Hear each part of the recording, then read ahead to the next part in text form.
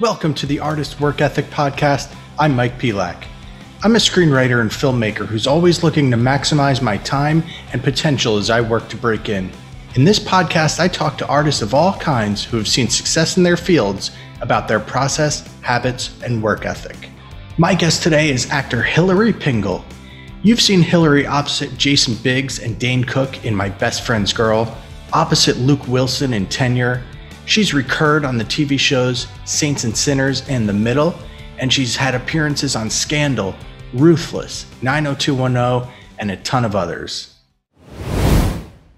All right, Hilary Pingle, thanks for coming on with me today. How are you doing? I'm doing well, Mike Pelak. Awesome. Me and Hilary go back actually quite a few years.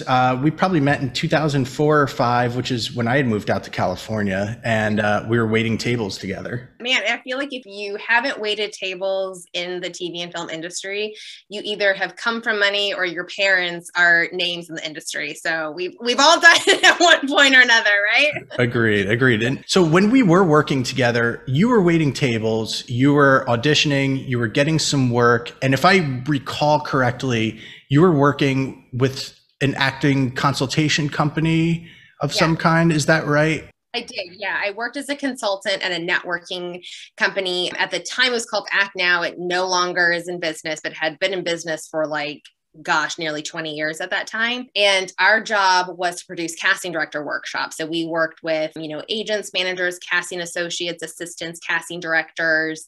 And it was my job to meet with actors who were at different places in their career and see where they wanted to go, what was on their resume, what their skill set was at, what the casting community was looking for, and pair those people together in a class setting. So it was several weeks that you were meeting these individuals and understanding the business from their aspect of it in that learning environment. How did you balance all of that and still prioritize what you needed to do to further your own career? One is I was in my 20s, so I feel like you can take on a lot of that stuff in your 20s. Yeah. I mean, I was doing that job during the day, and then I was waiting tables at night. I was also taking acting classes in the evening once a week, taking improv classes on Saturdays, and then doing casting director workshops. So I just did not have time off. And so the prioritization of my career was just throw everything I could into it and see kind of what moved forward. And in that, I learned a lot of mistakes, but also learned a lot of things about the business. Definitely got burnt out. I'm sure you can tell you to say, and I'm sure other people will tell you this business ebbs and flows. And there's times where you will just go full force, but you can't do that forever. And so you need to have those seasons of rest. So had that. But the biggest part I can say of what helped me prioritize my career is education and being involved in it. I think a lot of times people will call themselves a writer or a director or an actor, whatever it is, but not actually participating in that craft. And that was something that I was really mindful about, as I wanted to make sure that not only was I practicing the creative side of being an actor, but also the business side of it as well. So a lot of it was, at the time, there was a company that still exists in Los Angeles. I'm out here in Atlanta now, and they don't currently have a site here in Atlanta, but it was called Casting About.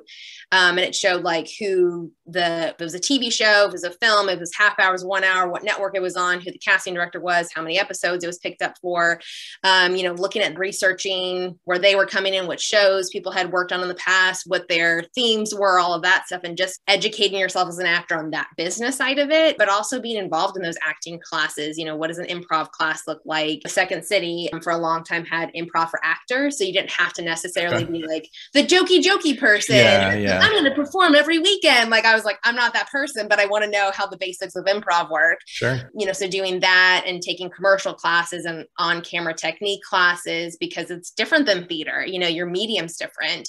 So I think a lot of people that I found in Los Angeles would say they're one thing, but weren't actively participating in it. And so I think it's active participation in the creative side of that, but also educated on the business side too. You mentioned the ebb and flow of the business, and I think that's such an important thing for people to remember doing any of these creative ventures, whether it's, music or film or acting or writing or anything, is you have so many peaks and valleys. No matter where you are in your career, if you're just starting out, you're going to have a peak of, hey, you completed something. You know, you mhm. made something, but then maybe it's not as embraced as you hope it is, all the way up to, you know, an A-list actor. You're probably still not getting everything you want, even though you're getting a lot more than most people get. Just being able to accept and embrace those ebbs and flows and enjoy them as much as you can. And that's something too, is that there's times that everybody's ebbs and flows different. It's a matter of what's happening seasonally, what's happening within the market itself. You know, there's times to know that TV for the most part is going to slow down a lot during the summer, but films are going to ramp up during that time. As far as like pilot season goes, for actors who are going out for pilot season, you know, the traditional pilot season that has been around for a long time, but is on the way out now with so many streaming networks. Yeah. But, you know, January, February, March, a lot of actors would not do guest star roles in television shows because they were waiting for that pilot. So all of a sudden, actors that were maybe recurring roles or large one-day guest stars were getting bumps in their roles there, but they weren't necessarily seeing that in, you know, July, August, and September when episodic season went back to traditional casting. Good to know that. It's good to know, like, what are the themes that are going on. I mean, years ago when Slumdog Millionaire came out, all of a sudden East Indian casting was like huge in the pilots the next year. You know, I'm Caucasian female, and female roles aren't out there as heavy as male roles are. So it's just like, oh, okay, well, not to boo-hoo my white privilege at all, but to say like, oh, okay, well, there's a lot of roles that now aren't available to me as like a secretary, a nurse, or whatever it was that I was going out for at that time. So that seems to know theme-wise and trend-wise, you know, and seasonally wise, what's happening, because those ebbs and flows are attached to that are outside of your control as far as like your talent and your castability. You can't really change that or modify that, but you need to look at the things that are in your control and really focus on that to move that stuff forward. Going off of that casting, you know, I know it's super difficult to break into just the point of auditioning for anything, network TV, cable TV, high profile films, let alone landing some of those roles, which you do have. You've got a bunch of really cool stuff. How did you continue to push yourself to keep going until you did make it there, till you made it to the point of auditioning regularly and then getting callbacks and then starting to land those roles? I think my story might be a little bit different and not as like inspiring as it maybe people want it to be. Is I quit is really where my big break came into play, because I was like, I'm done. And again, like I said, you know, I was working 2 jobs. I was taking acting classes, doing improv classes, doing casting director workshops, and I was getting really good feedback. Again, not to toot my horn, but was able to take redirection, knew what my castability was, you know, could do cold reading skills fairly quickly. I was putting out a good product in comparison to what my brand was. But I was non-union, no credits, no representation. So things were really difficult for me to move forward. And it got exhausting to be the only one that was pushing the Hilary Pingle brand forward. And so I was like, I'm done. I'm over this. I'm going to go into casting, because I knew a ton of people in the casting community. And the last casting workshop that I had signed up for was with a casting associate named Wayne Morse. He was working with Ann McCarthy Casting at the time. He had set up this 3-week workshop where he had you do cold read comedy, cold read drama, and then a prepared material to come back kind of like one-on-one mock audition style with him the 3rd week. And the entire time I was like, I'm going into casting. And he's like, oh, there's this role I think you would be really good for. I'd like to bring you into the office, you know, for an audition. In my head, I'm like, oh, you're just filling your quota of calling in actors, making yourself look good. And ended up going in for this audition, didn't hear anything. A month later, they're like, we want to call you in for callback. And I was like, oh, okay. So again, non-union, no credits, no representation. I've got, you know, 1 independent film and all student films and all theater on my resume. So I go in for the callback, and maybe like 5 hours later or something, they call me, and I had my phone off at that time. Like, who the heck turns their phone off? So I'm like listening to this message, and I'm like listening to it. I'm thinking like, oh, it's a courtesy call of like, hey, loved your work. It was great. We're going to turn it down. They're like, hey, we loved your work. We want to offer you the role. It's 3-week guarantee. We're flying you back to Boston. Call us back. Let us know if you're interested. And I'm like, wait, what? Like, how did this happen? So all of a sudden I went 0 to 60, not knowing like what the heck is main title billing credits. Like I didn't know, you know, SAG-AFTRA, they have to fly you back first class. Like that's part of the stand. And I was like, wait, I get to go first class. That was like my real first big booking. Was that My Best Friend's Girl? Yeah, that was My Best Friend's Girl. Okay. You know, and so that was opposite Dane Cook and Jason Biggs and Alec Baldwin and Kate Hudson. And I remember my heart like just beating out of my chest when I was sitting in the hotel waiting for us to like all walk into the room to do the table read. I was like, oh my gosh, like this is for real. And so that happened because I had done all the work the years prior of just putting everything into it. And then I was like, I'm done. I'm not doing this anymore.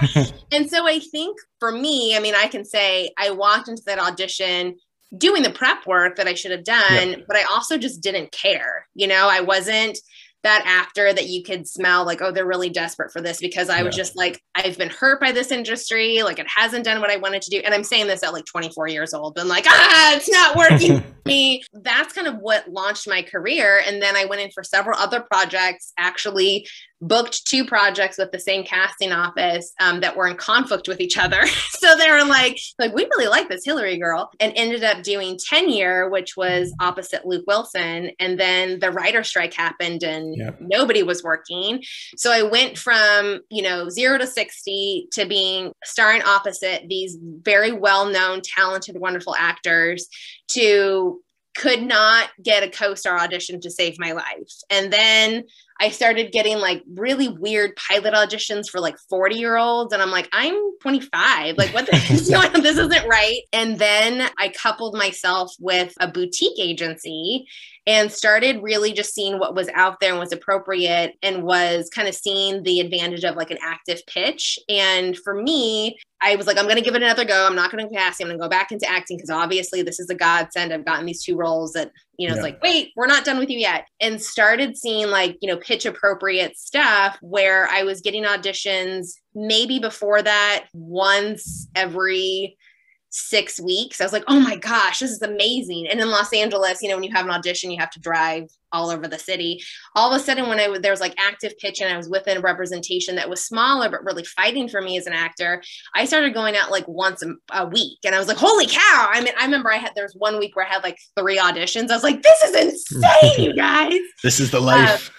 Right. I was like, you guys, I spent 6 hours in my car today. You don't even understand the joy, and started doing that and booking well. But really that what was coupled with that was my relationships I built with the casting community, tied in with a smaller boutique agency that was actively pitching me and been like, hey, Hilary, you've workshopped with her, you've seen her work before. So they were tying those 2 worlds together, which was really helpful to me, because then I had my team was coming together. It wasn't just me being like, remember all of that stuff we talked about 2 years ago. So and then when I moved out here to Atlanta, it's a completely different world. Everything is self-tape. You're rarely going into the rooms unless it's a commercial audition. And that was a different market, trying to like start everything from ground zero again. But I went from a month where I might get 4 theatrical auditions to all of a sudden I was getting like 4, 5, 6 auditions a week. I was like, holy cow, I'm just putting all this stuff on tape. Each market is different. Where you're at in your career as far as casting changes, my roles available to me in my 20s definitely shifted to my 30s to like mom all the way. Like that, like mom and nurse and teacher was like my bread and butter. So I think it was tough to cast me in my 20s, but 30s, it was like, oh yeah, we can totally see that role happen. I think something that you mentioned is very important also, I think, to remember, and to not hang your hat on a single job, right, or a single role. That could go for any of these artistic disciplines. If you're an actor, focus on that one in front of you, but remember the ones that are coming behind it. If you're a musician and you don't get booked on that tour you were hoping for, embrace it and then suck it up and move on to the next thing. And I mean, there's going to be no's in all this stuff. When you were getting the point in time where you mentioned that you were having a tough time even getting the co-star auditions, what were you telling yourself in your head, to continue moving forward and to get to that next class and whatever else you had to do to keep moving? I mean, I think there was 2 aspects of that. One is booking the room. And recognizing what was going on in the industry at that time. And like, okay, things have massively shifted in the industry, just as they have now, post-COVID or, current COVID. We're kind of on the tail end of it, but the industry has massively shifted. And so being able to recognize that and being like, okay, I'm still moving forward with this. I'm still going to do the things that have worked for me because I've seen them come to work, maybe not overnight. But I mean, like I said, I was putting 2 years of work in those relationships before they started to come to fruition. Right. Yeah. And so I think part of it is knowing your worth as an individual, your worth as an artist, and your talent, and going, okay, who's going to buy this brand? How can I sell this brand? But like you said, it's not about that one job. And for actors, it's not about that one job. It's about booking that room and creating that relationship and maintaining that relationship, because you could go in for something that for whatever reason, like I said, all of a sudden I get these pilots where I'm not 40 years old. Why the heck am I auditioning for a 40-year-old? But they could come in and been like, oh my gosh, I love those choices that Hilary made. I'm considering her for these other things. And that has happened several times in my career where I auditioned for something. I was like, I don't think I'm right for this. Ended up getting a different job. And then years later, we're just called on the phone and offered a completely different job with a completely different production company because they liked my work and wanted to work with me again. Not to toot my own horn, but people in this industry all over the place want to work with people they know and trust because it makes their job a whole heck of a lot easier. So Like you said, if you're, a musician or whomever you may be in this artistic world, if you do what you do really well and you're kind and you're thoughtful and you're business minded about it, whatever's supposed to be yours is going to be yours. And if somebody says no to you, it's not like they're saying you're not worthy, you're not that. It's just saying, hey, not right now. And you never know if that project is going to come in the future that's going to be totally yours right now. And so just making yourself available to that, but recognizing that the no's aren't a personal attack against you because you're just a cog on the machine. Yeah. But as long as you are doing everything you can to keep yourself fresh and keep your training up and keep your knowledge up in the industry, that's the best that you can do, and put your best foot forward. And then everything's going to kind of work itself in the end. We've talked a bunch about what went on in the past. And before we started today, you were telling me that you were looking to kind of refocus into 2021. And so I know you're a mom and you've got a family and you've got 1,001 things going on. Yes. How are you going to keep yourself as productive as possible today? So I think a big thing for me in this season, and this is just a me thing, whomever is listening to this may be like, yeah, that's a me thing too. I have come into the mom world and the wife world, and like moving into a new place, have let myself physically go. And I can feel that. And I can feel that when I go into auditions of like, I'm just not physically comfortable with myself. And so for me, it's kind of getting back into my power as an artist is really getting back into shape, as silly as that sounds. And I think challenging myself in new ways. So something that like years ago, I've never been athletic. I feel like I've been active. I've just never been athletic. As often people do in their 30s, they're like, I'm going to go run a marathon. Yeah. I never ran a marathon, but I did do a half marathon and several 5Ks and 10Ks and those like warrior dashes and things like that. Nice. But never in my life was I ever a runner. Like I hated doing the mile in like high school and middle school. I was like, that was the worst thing you could ever put me through, but took on that challenge of like, this is new, this is different. I'm going to start out slow and go from there. But actually this Thursday, I'm going to like a boxing gym, like really like contact boxing gym to like, nice. Quote unquote audit it. Cause I was like, I just want to try something different and challenge myself in a different way. We've been, as a family, have been watching Cobra Kai. And so we're like, maybe as a family, we should take karate classes together. So I think that something is, it doesn't always have to be like, I have to take this new acting class, or I have to take, figure out this new skill, but it's like personally challenge yourself in new ways, because that's only going to invigorate everything that you're doing. So for me in this season, it's going, I just don't feel comfortable and strong physically. So I'm going to challenge myself in that area and then see what that brings to the work. So that's kind of what I'm doing right now to move forward. Awesome. Anything else that you want to talk about? Anything you've got going on or someone you know or anything like that? I will. I know it's like totally old, but I love these. I started watching. So my stepdaughter's 15 and there's a couple of episodes that I think are okay and appropriate for a 15-year-old to watch together of Black Mirror. Okay. And man, some of those things are just like too close to home. When their episode of like, what is it, the Bandersnatch that came out last year, where it's like choose your own adventure. I think that choose your own adventure, insert any type of show is just phenomenal. Like, I think they have like the Last Kids on Earth for younger kids, that they have that option. Yeah. Like, I'm obsessed with that. We have this like book for my toddler that's called like What Should Danny Do? That's essentially a choose your own adventure for toddlers. So if anybody's doing a choose your own adventure, insert TV show, insert film, like, please let me know. I would love to do that, because I think that's just so fascinating. But it also, like, it makes the audience part of the experience, which I think is something that theater does, but TV so much as you're observing it, right? But with the choose your own adventure option that has kind of become a new thing, is you have to actively be watching and know what's going on. So often now when we're watching TV or films at home, you know, and I'm totally guilty of this, is I'm on my phone, I'm on my computer, I'm doing a gazillion, I'm like cooking dinner, I'm doing all these things, and I'm not truly watching this art. But something like that as an audience member sucks me in, because I'm like, oh, I'm in charge of what's going on here. So that's something that I just have, like, I think that is a fantastic change that's happened within our industry, of bringing back the 80s, 90s books of choose your own adventure and putting it towards TV and film. I think it's great. But yeah, I mean, I think there's just so many talented, wonderful, phenomenal people. A friend of mine that I would say that just comes to mind is Jen Lilly. Jen is somebody who's been in the industry for a really long time. She's like ridiculously lovely. She's from Virginia originally, came out to LA years ago. She's been on a ton of different soaps, but she's now like a Hallmark darling in all of those Christmas movies that you guys have seen. But what I love about Jen is she uses her platform to shine focus on the foster care community. And so because she's a personal friend of mine, seeing how she authentically does that and does it with such a big heart, I really enjoyed that engagement interaction with social media, of like seeing how she does it, because I feel like in this day and age, so many people do it to be like, hey, look how great I am.